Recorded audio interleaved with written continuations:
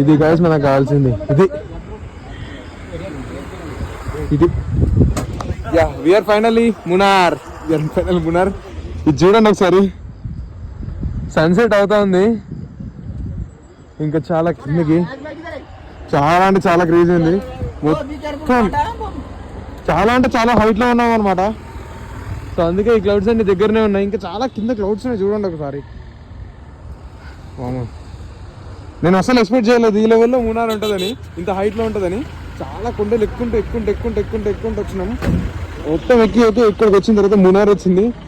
Yeah so guys, ఎప్పుడైనా కూడా ఇంకా వెళ్ళాలనుకుంటే కంపల్సరీ వెళ్ళండి.